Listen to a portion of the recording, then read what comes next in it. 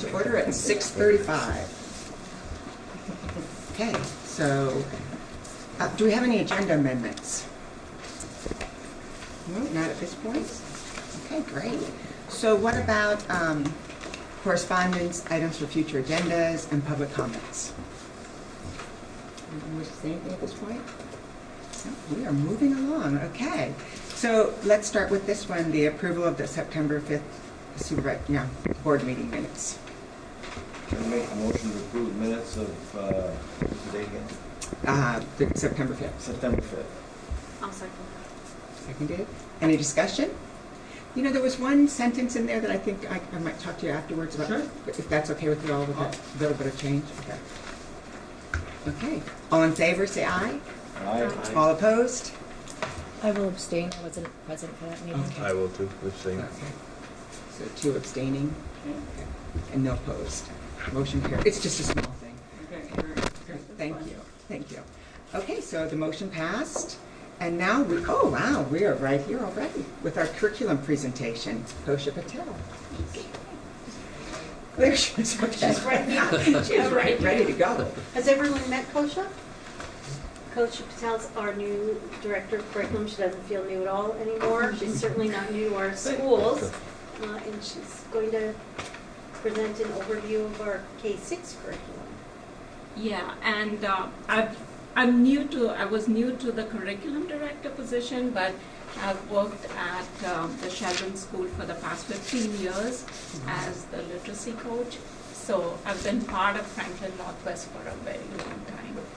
And today I'm really going to talk to you about how our literacy and math curriculum has kind of evolved over the past few years.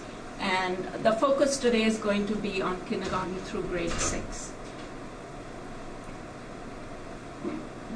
So I wanted to just start off by talking about what is a curriculum. And the curriculum is a document that we are obligated to create that guarantees parents what their students will be learning at each grade level and in specific content areas.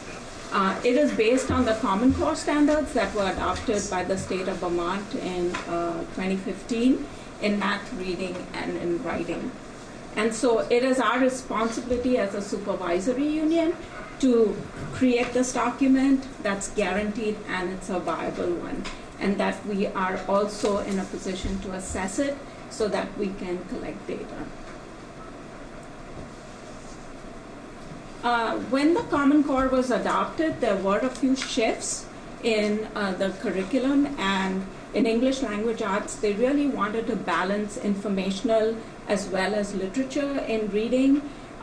In writing, the emphasis was on argument writing, informational writing, and a lot of research.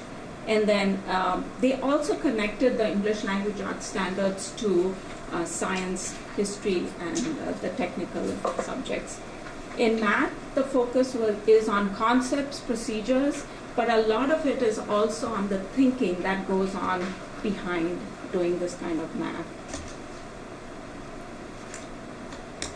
So the process was, once the Common Core was adopted by the state of Vermont, we began to start writing the Franklin Northwest curriculum about 4 years ago.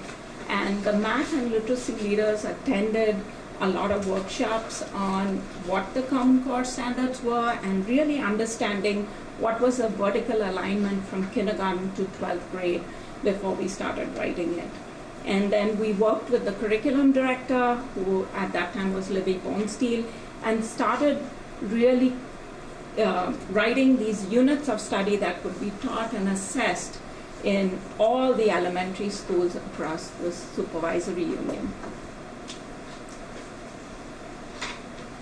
So in 2015, 2016, we started writing the units of study. The math leaders met, the literacy leaders would meet on a monthly basis, and we really started thinking about, in each unit of study, what do we want kids and students to know, understand, and be able to do. So we identified those things. The literacy curriculum, we used the Lucy Calkins reading and writing units of study as a resource, and the math units were we used Engage New York as their resource. So we were looking at these resources and then thinking about how do we adapt these for our curriculum.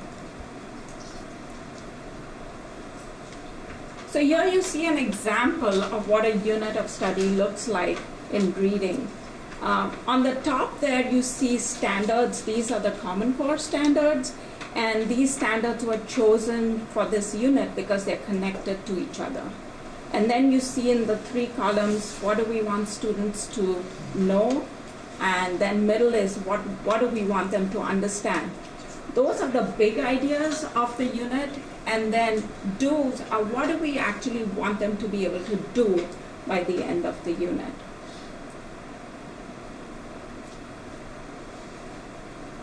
This is an example of a writing unit, and you can see we have the same knows, understands, and do's. And the knows is basically what kind of vocabulary, what kind of facts, what do students need to be able to already know before they can be successful in meeting the standards of the unit. This is an example of one of our math units, and you can see that the structure is exactly the same as literacy, and the understanding was that it would be familiar for teachers and they would be able to teach the curriculum with a lot more expertise because it looks similar. In 2016, 2017, we started identifying priority standards. So as you can see in each unit, we have several standards that we are trying to teach, but it is impossible to assess every standard in the Common Core. So the math and literacy leaders sat down and really looked at the standards and thought about which one do we want to assess in this unit. And these were chosen based on the ones that were endurable over time, they were high leverage, they were transferable, and they were critical for students to know before they could move to the next grade level. So there was a lot of discussion around what these priority standards should be, and they also had to be measurable because we had to be able to measure whether students gain proficiency in those or not.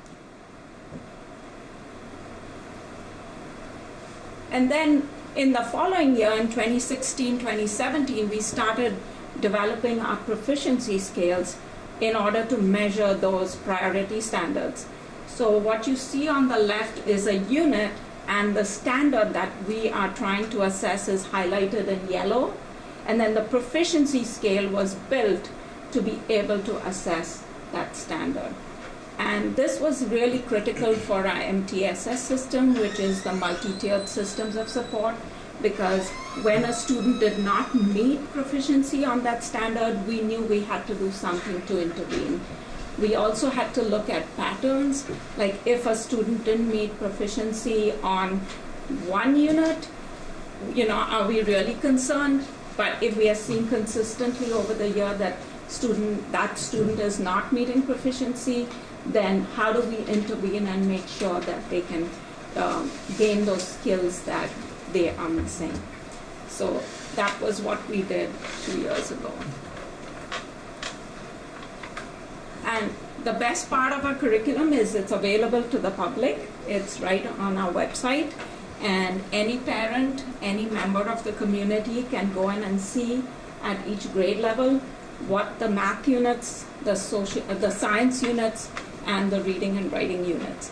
At present, we don't have our social studies units up because we are still aligning them to the C3 framework. But anybody can go in and see what their child is being taught.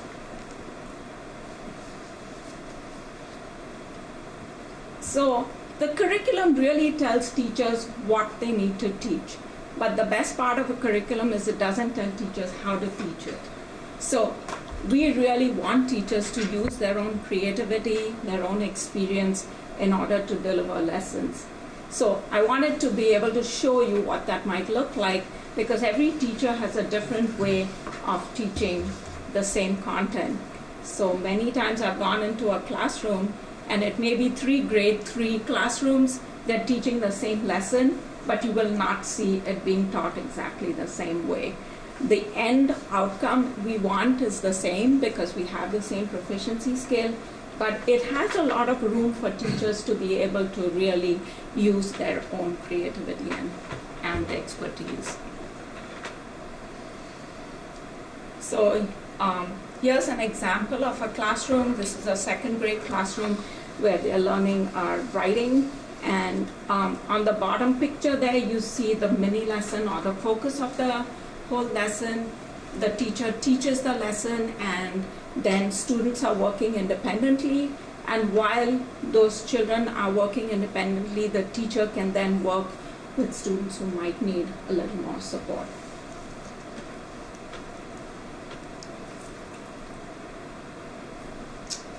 So what you're going to do is, I really wanted you to see this and not just me talk about it.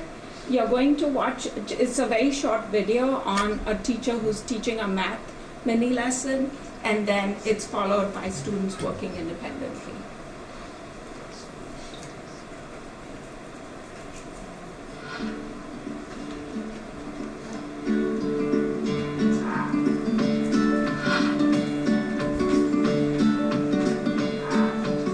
So we worked on subtraction yesterday. Does this look familiar? Yes. What goes in the white spot here? The hole. The hole. What goes in the orange? Are we working on that yet? No. Nope. How about the green spot? And the red. So when we look at our subtraction sentence here, 32 minus 11, what is our 32?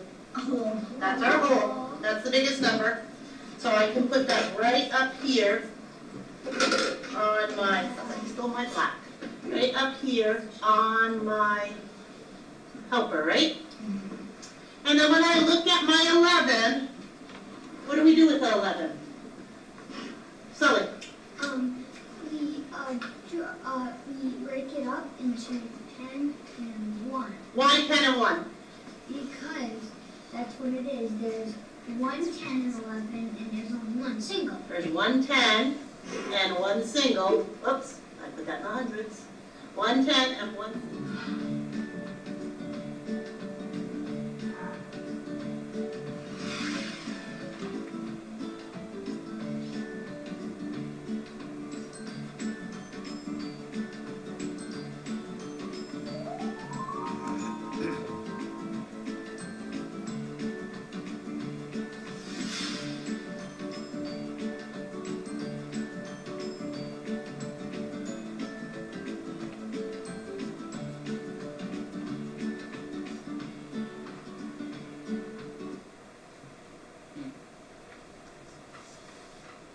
So that's just a glimpse of a mini lesson.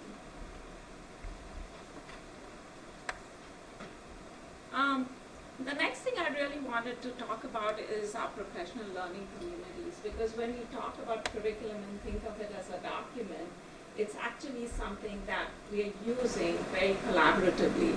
So we began to really use professional learning communities about 4 years ago, where grade level teams meet on a weekly basis or on a bi-weekly basis. And these grade level teams are usually led by the math or the literacy coach in the building, and it includes everyone who's teaching at that grade level. So it has classroom teachers, interventionists, special educators, all meeting together. And what they're doing is they're planning, they're thinking about how they're going to teach lessons, how they're going to assess and analyze the data, as well as adapt it for students who might have struggles. Because you already know before you teach a lesson which students are going to have some difficulties with it. So that's the whole, we call it the PLC process, which is being implemented in all our schools. And the professional learning communities really address these 4 questions. One is, what do we want each student to be able to learn, know, and be able to do? And then what evidence are we going to collect about what they're going to learn?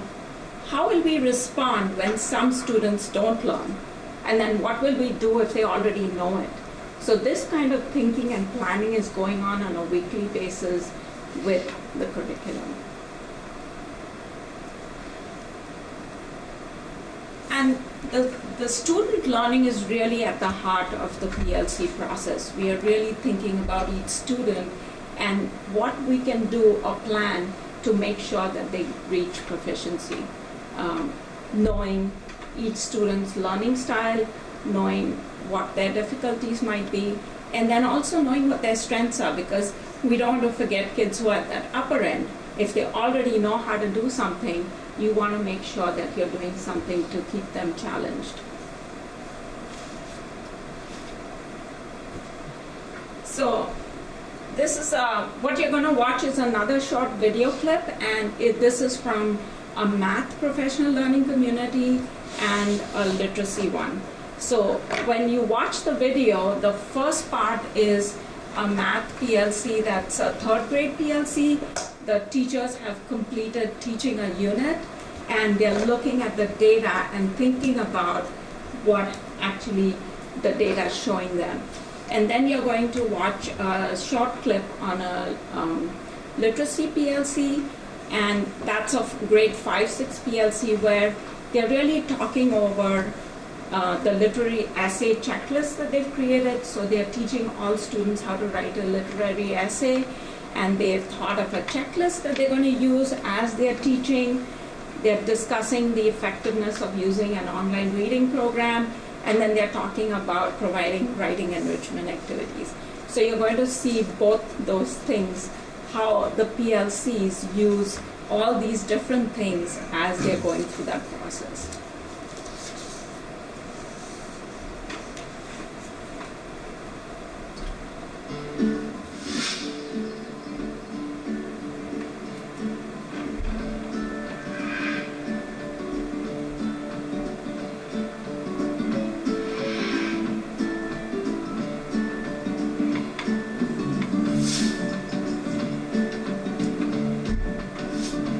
Gave your end of unit assessment for place value. So what I would like to do is kind of go through the protocol and look at that data. So I'm going to look at two things. We'll look at the spreadsheet, and we're going to look at these questions. So if you want to see the questions ahead, this is just a copy. This might help you just kind of follow where we're at. Okay. So when you look at the data, overall by whole grade level, this is what we look. So when you think about your student work and these scores, and again, this is the end of the unit. So again, you're looking at a 2 would be developing, a 3 is secure. So 2.64 is one of your strongest, as well as 4 was a really strong one. So the first question I have for the group is, what observations can we make by grade level based on this assessment? You know, they mixed it up. They didn't look at the symbol and added instead of subtraction, and vice versa. So calculation. How to do the standard algebra. It was errors. So they have that deeper understanding of what the addition was, just the calculation errors will affect The them. right to ask feedback questions for the literary assessment. And then maybe we'll get to maybe like big those things from the last week. Like, oh my gosh, we need to fix it. Or oh my gosh, we need to It makes them know. I'm seeing progress on capital and punctuation. So we decided to work on it a little bit more. We need to continue. We don't always do it on their own first time, but if you remind them, they know what to do. And they can back to it. So that's something to see with the extended work. And that's something that you're going to do this week. Yeah. Or we're doing it in May because it's doing specials for that. I think it was better. And it was considered Okay. So they're excited too. Good. Yeah, they want to read. So yeah. We're wondering about different opportunities for enrichment. So I was popping around, and the Young Writers Project has a weekly writing piece. I'm sure you know about it. I copied them, so I wanted to distribute those so that you have them just available. What I'm going to do, I know in the 3-4, is to get a group started so that they have something to be writing every week, and then submit them and put them in place so that hopefully they can be published in some capacity.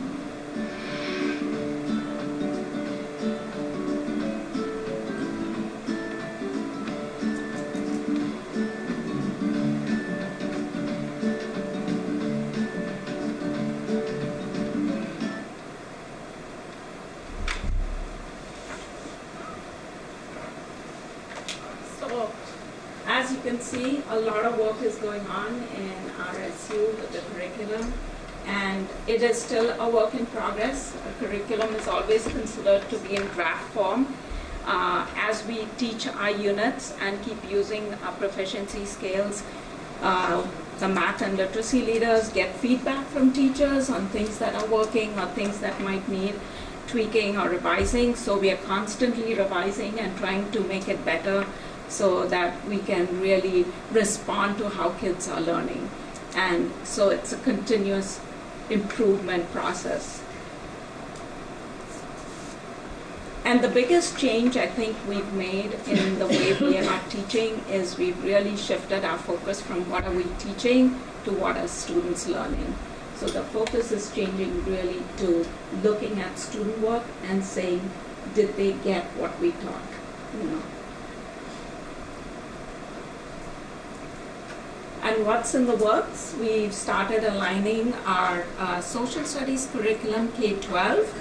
I have a group of teachers who are right from kindergarten to 12th grade working together right now. The C3 framework has been adopted by the state of Vermont, and it talks about college, career, and civic readiness. So we've started by looking at the grade 11, 12 units and then thinking about, okay, if it starts in kindergarten, what does it look like? And we are going to start doing the alignment K-12 for science, literacy, and math. So that's in the works for the future. At this point, I just want to thank you all for your support. I know how much it means to us to have people from the community working to help us educate the children of our supervisory union. So if there's any questions, we have to ask them. I have a quick question. So I know that at Swanton School, at least for the elementary, part of the elementary, there's not a homework component. Is that something that is throughout the SU and throughout all grade levels, or does that shift at some point? It's something that I think the research is showing more and more is that the kind of homework you give is what is really meaningful. So a lot of parents feel that they want to have the evening for their family time, or kids are playing sports, and they want them to be able to participate in all that. A lot of people feel that by sending homework home, it's causing friction in the family because the kids are learning math in a different way. The parents don't know how to support them. So right now there's so many different things going on that most teachers have said, we won't give homework, or we'll give homework that kids can do independently without parents being involved. So most of the schools do give like reading homework. 20 minutes of reading we know is really beneficial for students to build that vocabulary that they need. But there is no uniform policy right now as far as homework is concerned. I do know that some schools have had meetings with parents to ask what they might be able to do or what is manageable. But more and more I'm seeing in a lot of school districts, they're saying we're not doing homework, or we're doing homework that's very manageable. So I don't know what each school is doing as a policy right now, but I do know that the research is showing that you have to be able to demonstrate how that homework is actually supporting the learning that's going on in the classroom. If you're just giving it as busy work, don't bother, because kids do need time to play, right, and they need time to be able to do other things with their family. Great, thanks. I have a question. It just seems to me that that's a lot of work for teachers, and I'm wondering, where do they find the time? They teach all day, and then they get together with their brains still working and discuss each kid and come up with plans and everything. They look at all the data and analysis. I mean, how does that work? That's a really good question. So the way it's happening right now, it's built in. That common planning time is built into their schedule. So when they have specials, that's when once a week the math PLC and the literacy PLCs take place. And then the other 3 days of the week, the team might meet on their own without.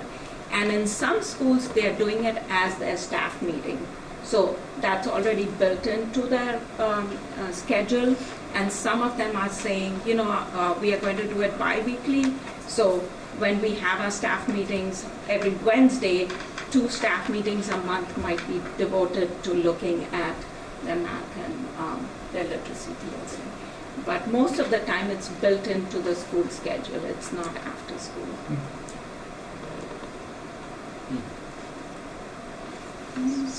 It seems really valuable, but it also seems really hard, the number of kids. It is, but I think that in this, in the current MTSS system, you just cannot do this work without collaboration. There has to be collaboration, especially if we are thinking of a child and a child having so many different needs. If we are not talking about it and saying what does this child really need, if they have several needs, and then identifying what do we start with. So sometimes, for example, a child is struggling in literacy and math. You can't be intervening for everything at the same time. So what is the priority for the student right now, and then being able to plan those things. So the collaboration has really, really been extremely beneficial, and then constantly looking at the data and tweaking what we are doing as adults to make sure that students are learning. It almost seems like a paradigm shift, the same as with homework, to actually give teachers planning time to collaborate instead of just being in their classroom. Yeah.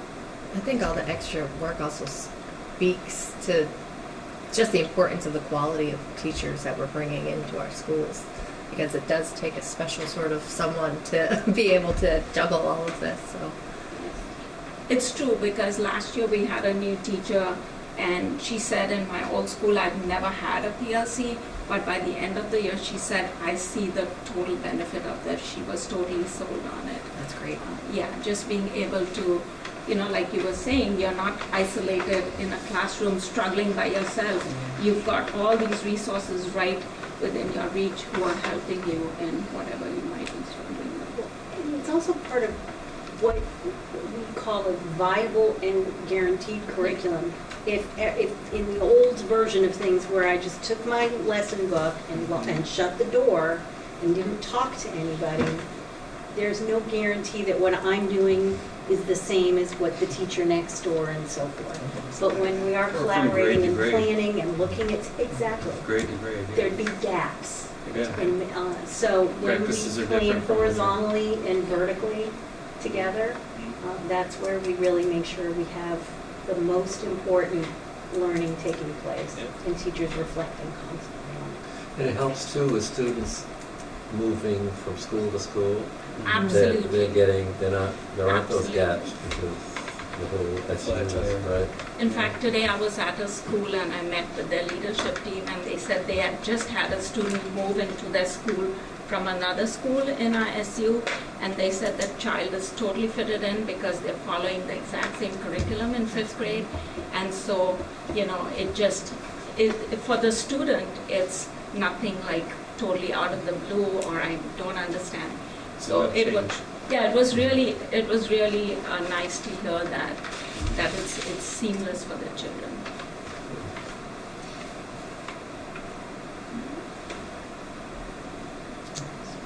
That was wonderful. Thank you very much. Thank you so much.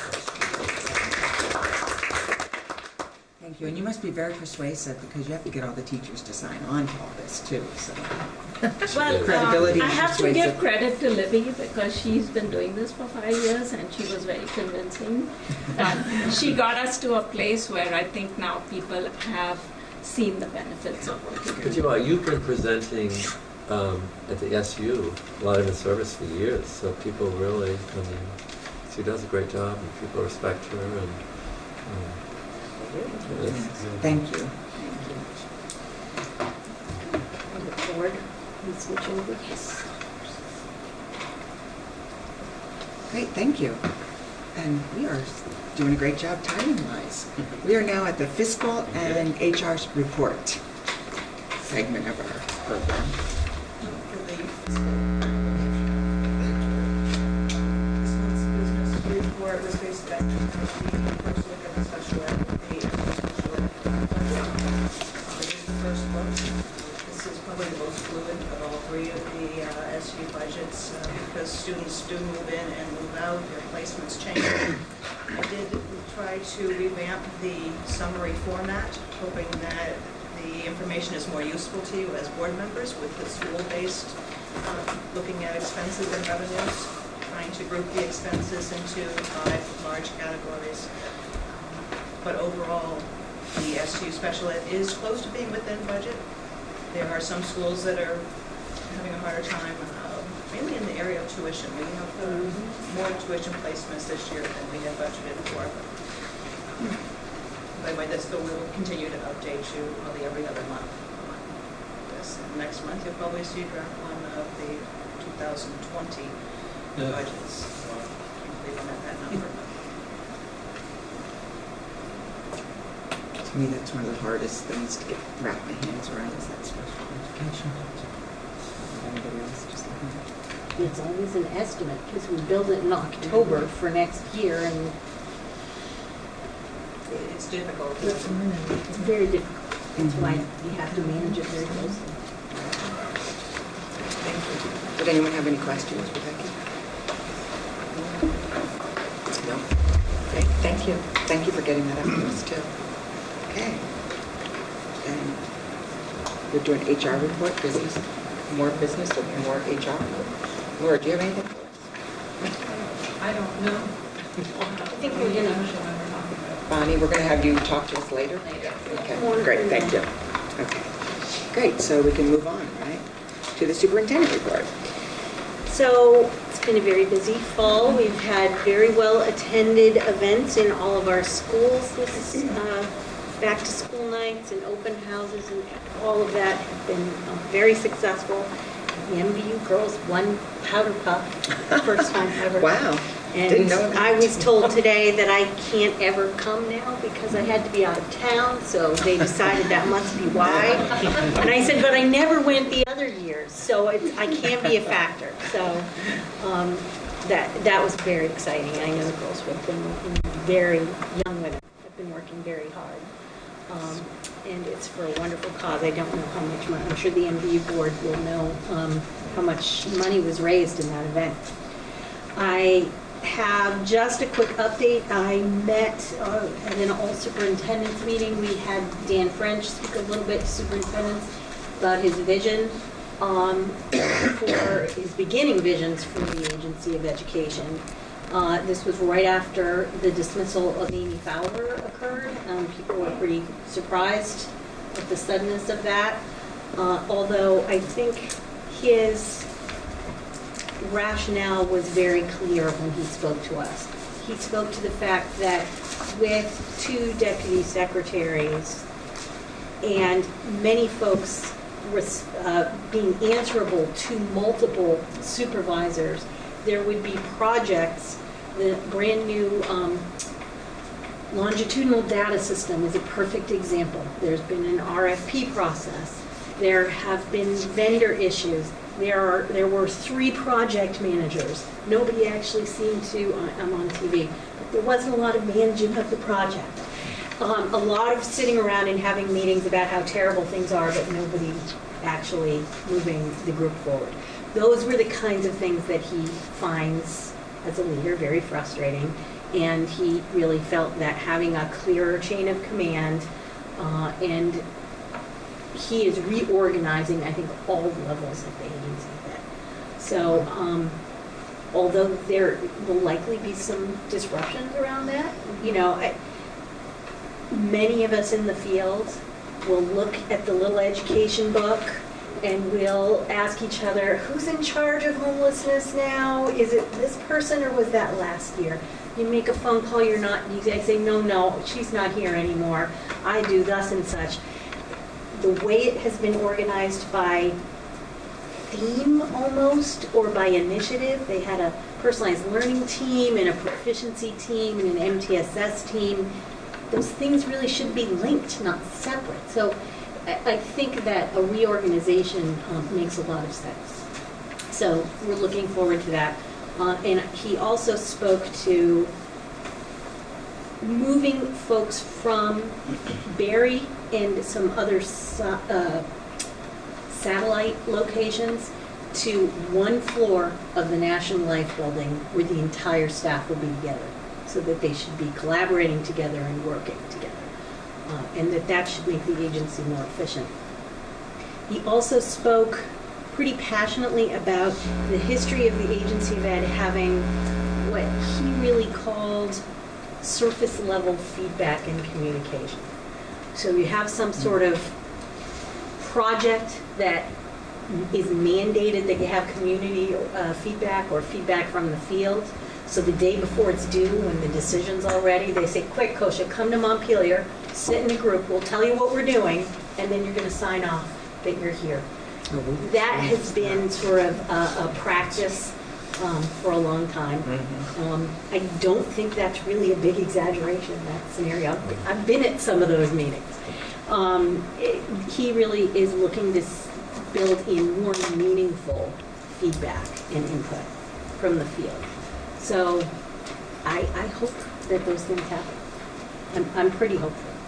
As opposed to Act 46 feedback? That's a whole other part of the agenda. Okay. But this part with yes, thank you. That's fine. So I do have, as I said, different folks from central office have given me information for this newsletter, and they have created updates for you all. Kosha just spoke. I don't know if you want to add anything before we throw it out to Tanya and Andrea. They can go first. So, Tanya? Sure. So updates from the realm of student services, I would say we've started this fall out, and as I wrote in my note, we have our mentoring program running for our new special ed teachers.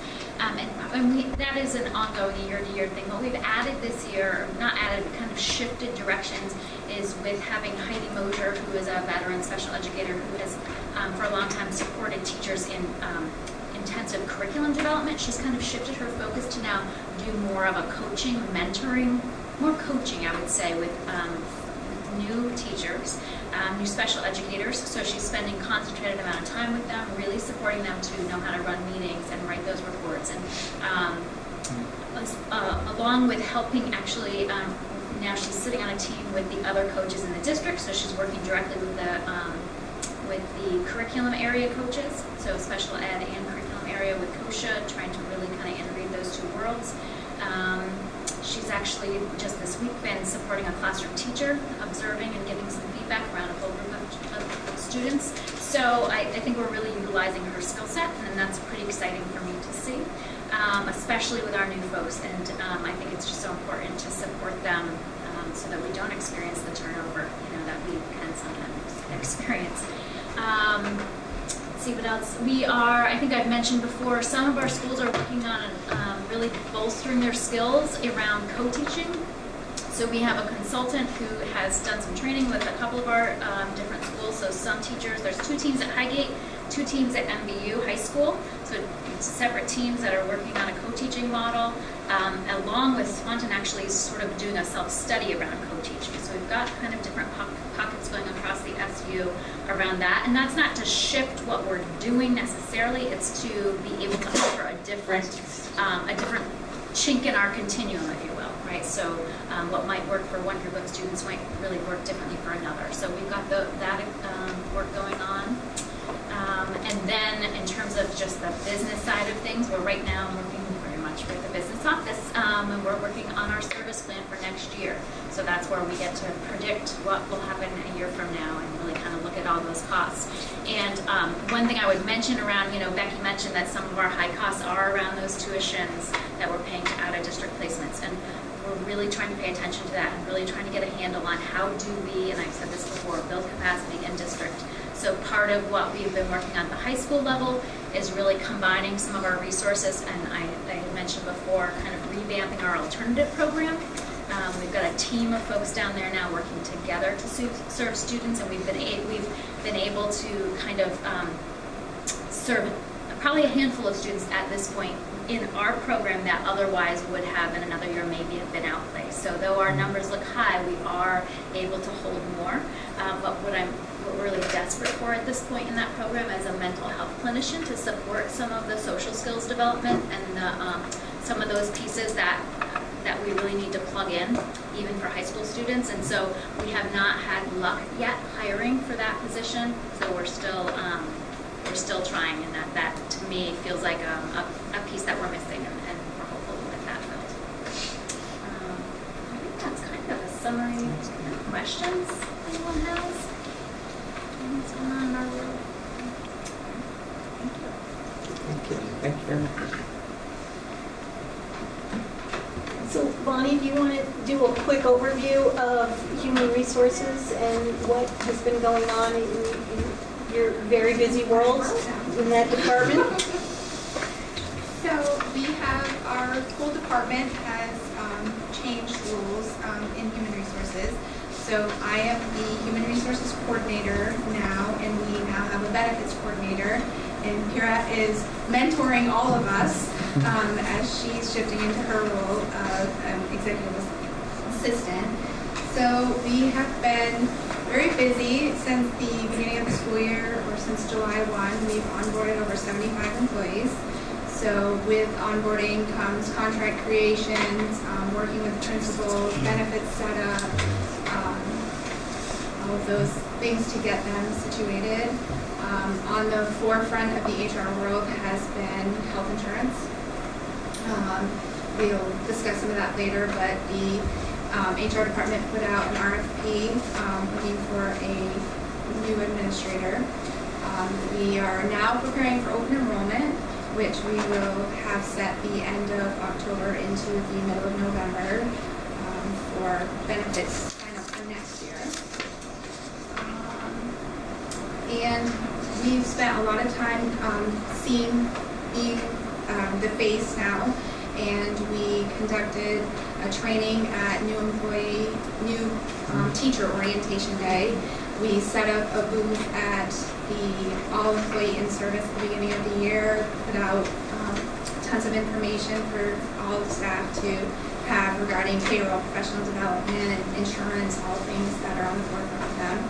So we really try to get more into the schools and be a base that people can come to us with issues and know our faces to our names and feel welcome to come to central office and if they have any issues. Great. Thank you.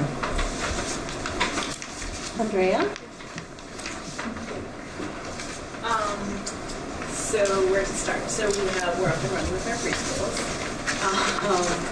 We also are implementing our new curriculum, which focuses on, ties in with Coach's focus on curriculum.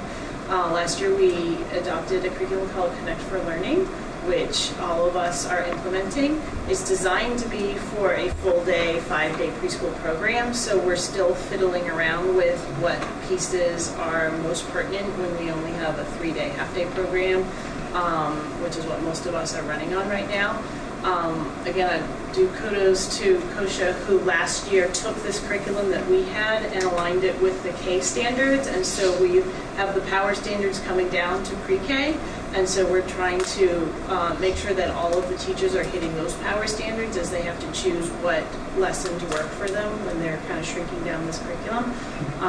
But the whole curriculum is based on the pyramid teapot social emotional behavior, so it fits right in with that addressing challenging behavior that we have as a focus for the district. So, so we're working on that.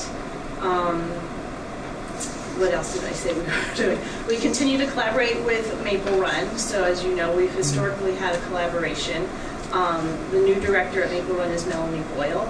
We have weekly meetings. We shared in-service resources. We collaborated on a lot of in-servicing, and we continue to do that throughout the year so that our teachers can come together. Our speech and language pathologists are talking about best practice. We've brought in some of the stuff from the PDG grant, which is that preschool full-day grant that we got that I spoke a lot about last spring. It came through. We have one classroom running. It's being housed in Highgain right now.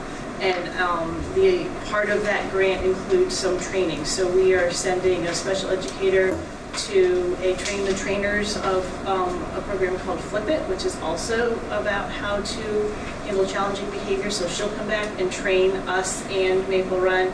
And I'm sending 2 speech and language pathologists to a language communication, circles of communication, train the trainers, so they will also bring that back, and we will share that as resources across both districts. So we've got those initiatives up and running.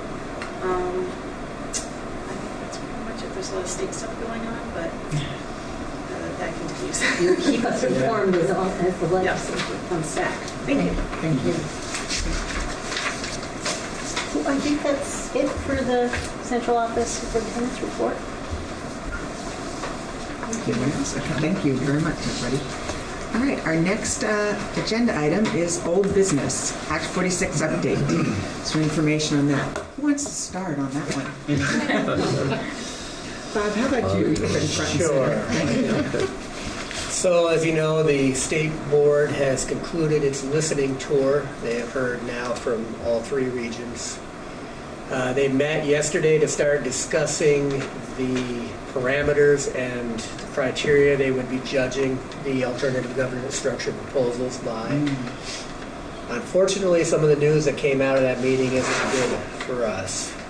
They looked at criteria that would trigger another look at an AGS. So basically, if your districts do not meet any of these criteria, then they're not going to revisit your AGS. They are going to go automatically with the Secretary's proposal and let it be at that. The criteria they're looking at is, has there been any joint activity within the district, which we don't have any joint schools or joint activity going in our district. Has your community or district voted no on a 706B recommendation for merger? So, unfortunately, because we went the independent committee route and presented, we did not actually do a formal 706B committee.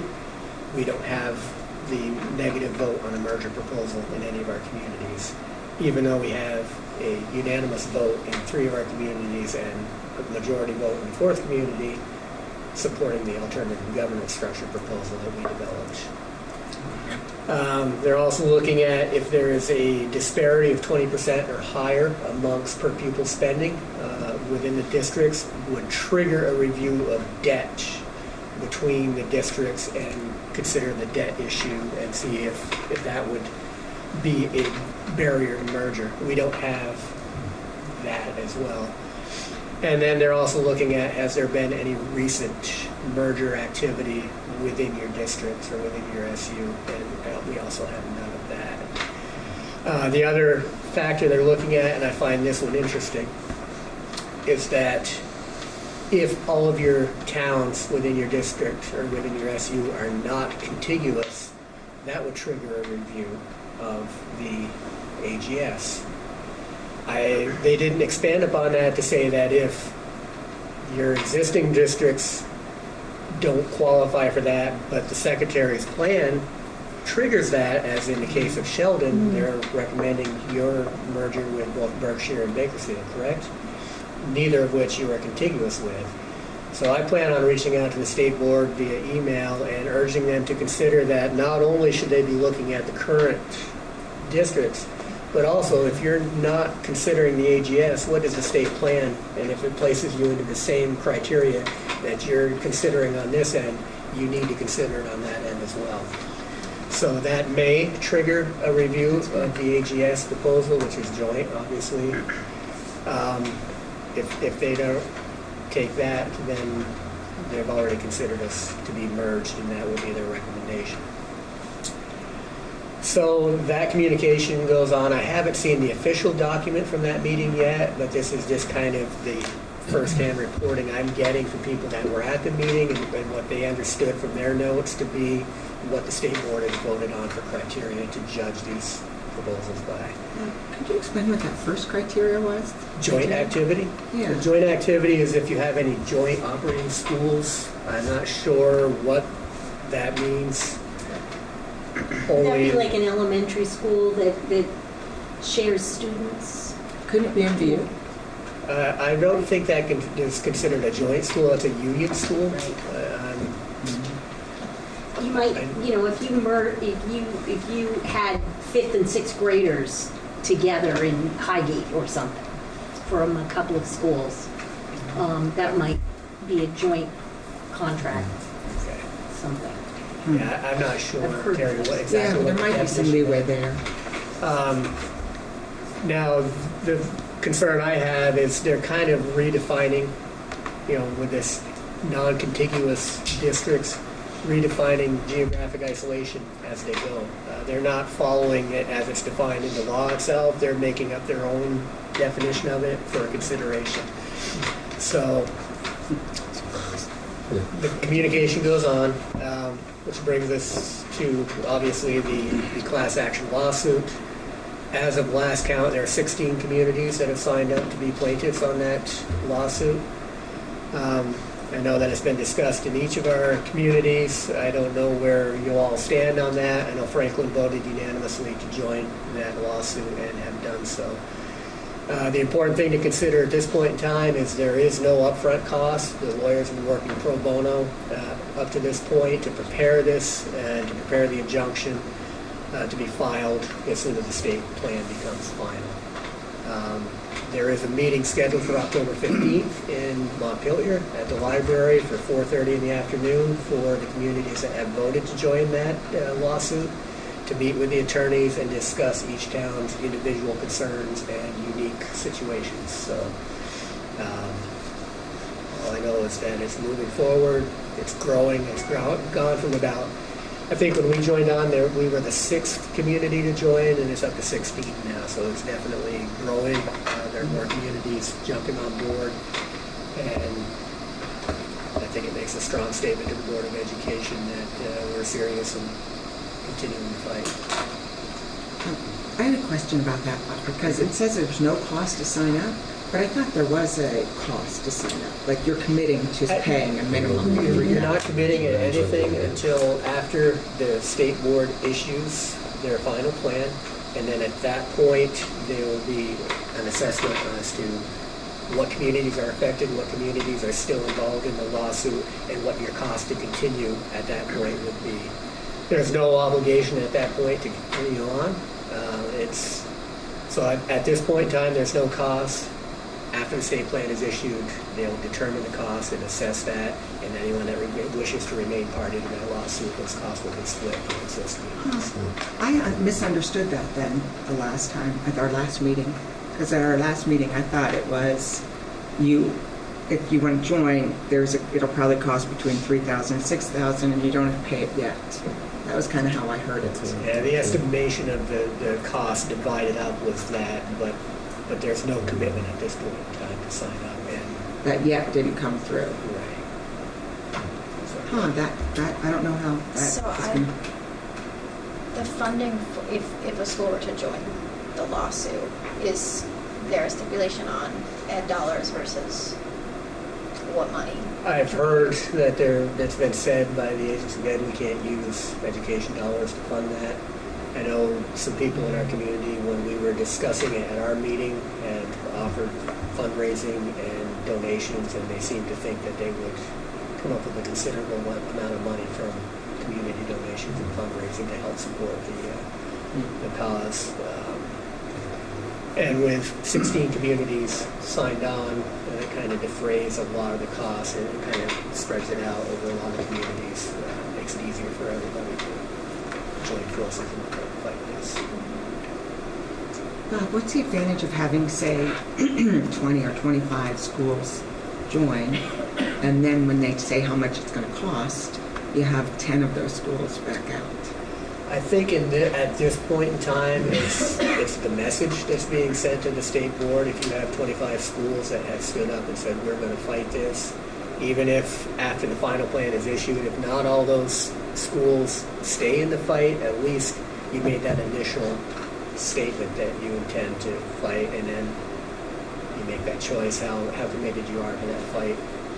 Well, I have to, just from Taunton's perspectives, the way we looked at it, the way we considered that in our meeting, was we thought it meant that we were committing to pay between $3,000 and $6,000 or undisclosed amounts. Well, Yeah, we felt that way in Highgate too. Yeah, that was sort of my understanding, and I guess logistically, if they plan on filing the lawsuit once the state board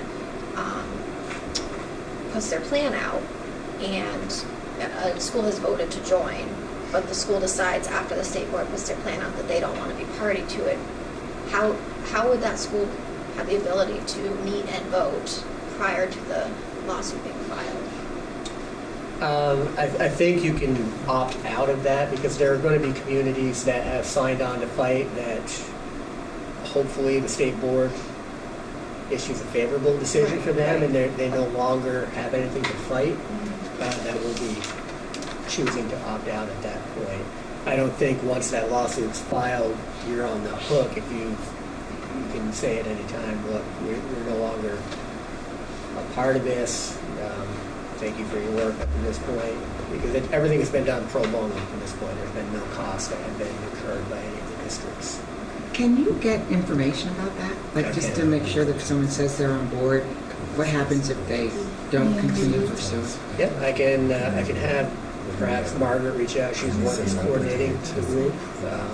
Have her reach out to you and share the information with you, or anyone that wants the information, I can send it. I think I'd prefer to go through you, because I know you, and what you tell us would mean a lot to, I think. Let me clarify that through her, and be happy to. That'd be great, because that could change some things. Is the October 15th the last day that you can sign on?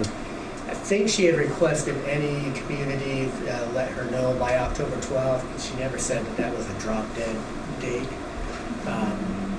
I think they would like to have everyone involved so that the attorneys have a pretty good idea of who they're working with and what their concerns are in those communities so they can focus on that. I think it strengthens the lawsuit.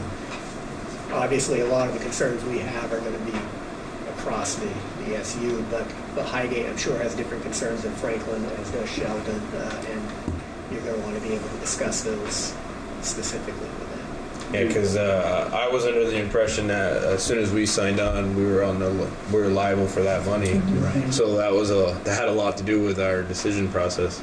And we have a meeting, I believe, the 11th. Yeah. So this might be another discussion for us. For sure. I thought it was more money than that too, actually. Well, they said it was. We were told, I think, 3 to 6 also, but it could have been more. Is what we were told. But it could have been more, which it usually is when a court case comes. Yeah. Right. Depending how long it goes and how it's usually a lot more. Yeah. So I will get what information I can from Margaret and share that. If you'd like me to send it to you as well, Chris, I'll be happy to do so. Maybe all the board chairs. Yeah, I was going to say share with all the board chairs. Yep. Thank you. That's pretty much all I have at this point. We did have our meeting last night on the petitions, as we had discussed at our last meeting. Actually, I think it's 2 meetings ago we discussed that. But we had a good turnout. We had 190 voters come out last night, which is more than we usually have for a town meeting. So that was a good show of support.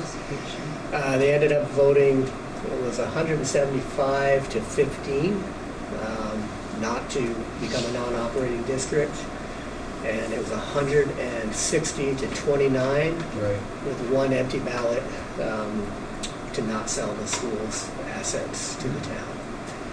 We did, however, authorize the sale of our athletic fields to the town because we have a rec department, and we thought that would streamline access to the rec department to use those fields without having to go through whatever entity ends up being the ruling entity in that. So, very busy time. Oh, I would just like to go on record as saying, Bob, you've done an amazing job with Act 46 for your board, for your town, for the whole supervisory union. You've led us through the committee that you formed, that you were part of, that you chaired, and keeping the contentiousness down. That's an amazing feat. So thank you very much. It's been, some days are a bigger struggle than others with that piece of it. But it's been, we got through the meeting, no one threw any chairs or got out of order, so that's a win. Yeah, that's a win. Good, so there'll be more follow-up as time goes on. Thank you very much, Bob. Good job. Yeah, I think it's okay.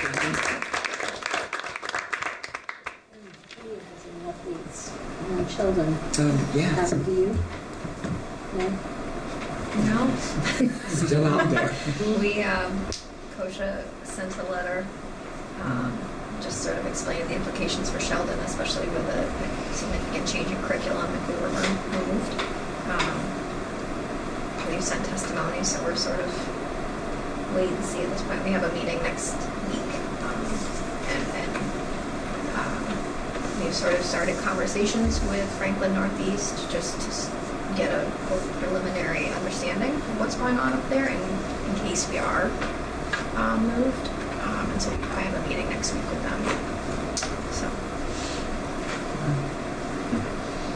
That's tough. Okay. Thank you. Has there been any more discussion with Albert? Yeah. Not. I'm trying to think of what we talked about at our last meeting. But basically, we didn't feel like we could. Albert was looking to merge prior to the state board recommendation, and we didn't feel like that was a smart move for us because it didn't guarantee that we would stay with Franklin Northwest. It would just us merging with Albert would give the state board an option of another option, but that might mean they put us both in Franklin Northeast, which would defeat the purpose for us.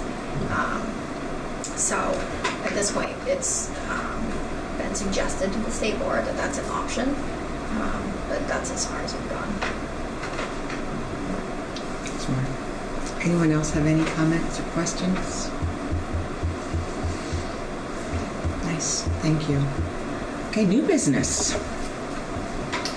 We do, one thing, we do have a contract to approve. It is a position, I don't know, unrated, do you want to speak to your position? We have a 1-year employment contract for a pre-K teacher in Highgain. Yes.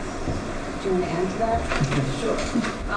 So we came in August with a resignation, last minute resignation, and we've been trying to fill that position and we've been advertising for it. There's a lot of early childhood teachers that are certified this late in the year. So the decision is to offer the contract to, I'm not let's say specific names, to a current paraprofessional that is endorsed in elementary yet. And so we will provision the early childhood piece of that endorsement. So she carries a teacher's license right now and has been a fabulous employee for us so far. So it made sense to just to use that knowledge that she has. She's been working in the district for quite long. And so we will move forward to offer her that position. And at this point, it's a 1-year position. So, Well, that's great, huh? it worked out great. So we need a motion We'd love to have a motion for you to be authorized for me to sign it. it. Someone want to? I'll make that motion. I'll second. Second. Any discussion? All in favor, say aye. Aye. All opposed? No? Okay, motion passed. Thank you. What's next? Now it's the VHI proxy / board. So there is a meeting of the Vermont School Board Association, Vermont superintendents attend, and on the Friday, that's on October 18th and 19th, on Friday the 19th in the morning, the Vermont Education Health Initiative, VHI, meets and has their annual meeting. Swanton and MVU have voted to give me the certificate of authority, since I will be there, to vote in that election should any items come up. So if you choose to do so as well, you would just need a motion authorizing me to be the representative for the VHI annual meeting. And then there's signatures both for the health insurance and dental.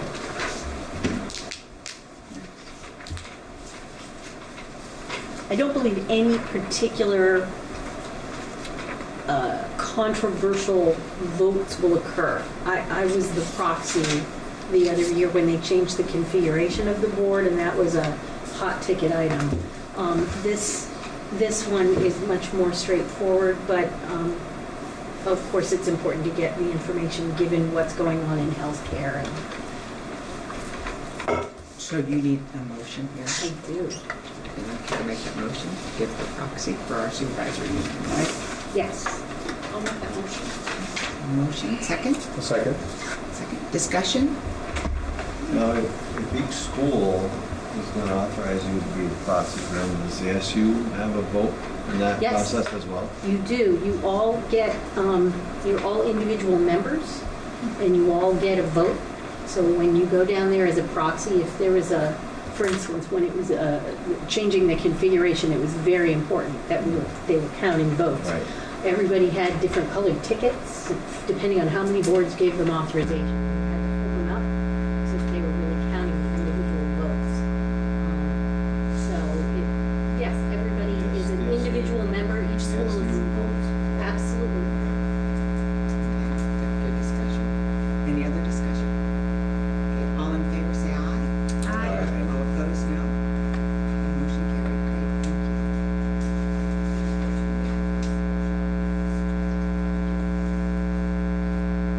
Okay, so the next item,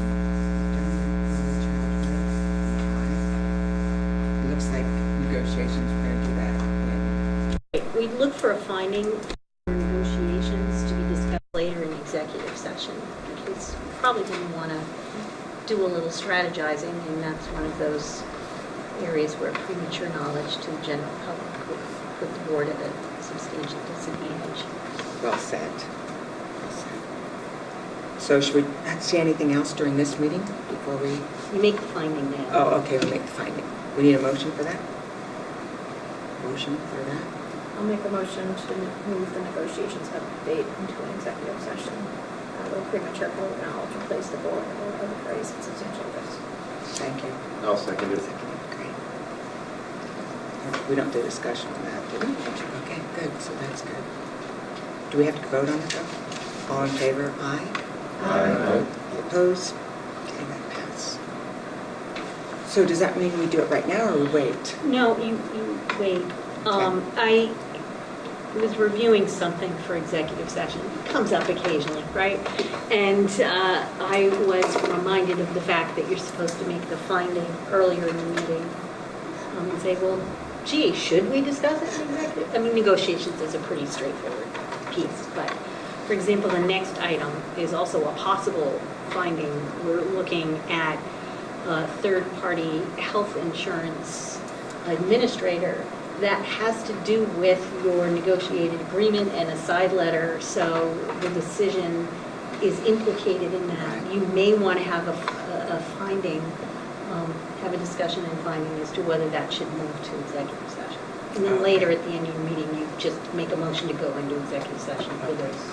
Thank you. So, no, thank you for, I need that education. So the third party and then litigation update, can we join them together? Absolutely. Okay, so if I could have a finding for that, a motion for a finding, to move those to executive session? I'll make a motion. Great, thank you. Second? Seconded? Okay, all in favor? Aye. All opposed? Okay, great, so we'll move those as well. Thank you. So what else in this meeting on the agenda? Just future board meeting. Can I say something too, if you don't mind?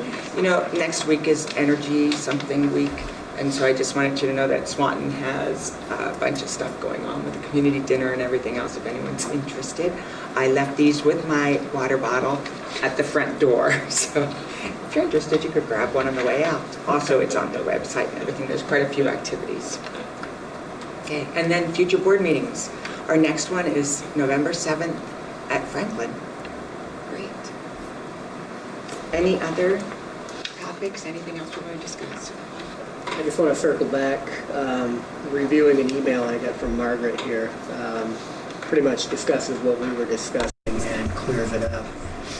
It says, please let us know so we can enter you into the closed group and plan for the meeting on the 15th should you vote to join us. Thank you.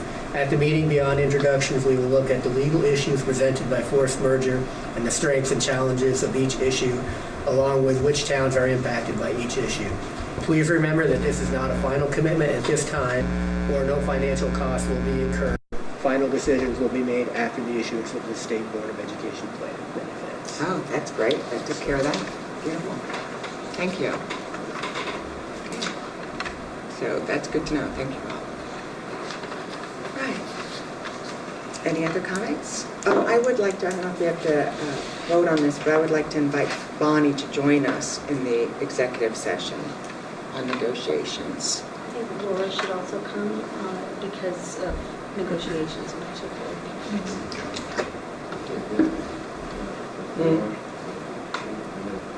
This is a big part. I don't know if Becky, but we definitely know that Laura has been assigned to do negotiations.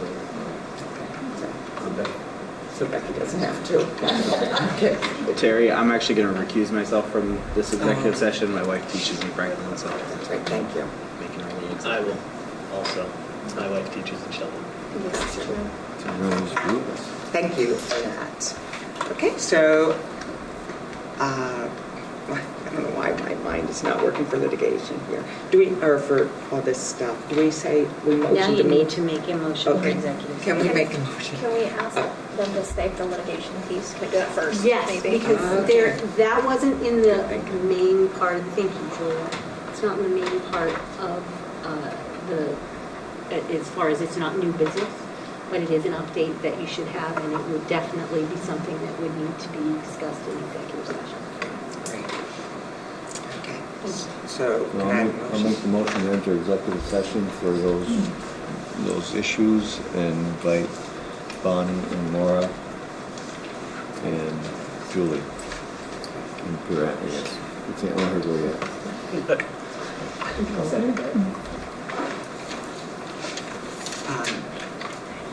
Any discussion of that? No, we don't discuss. Well, I'm just curious as to, so Tourette's our official minute keeper during executive? Well, Don't I'm take not minutes. I'm sure she has to be there. All we have to do is record. She's invited. She doesn't have to accept the invitation. This is a big part of negotiation last. Okay. A lot to add. Okay, so all in favor? Aye. All opposed? So motion passed. We're in executive session.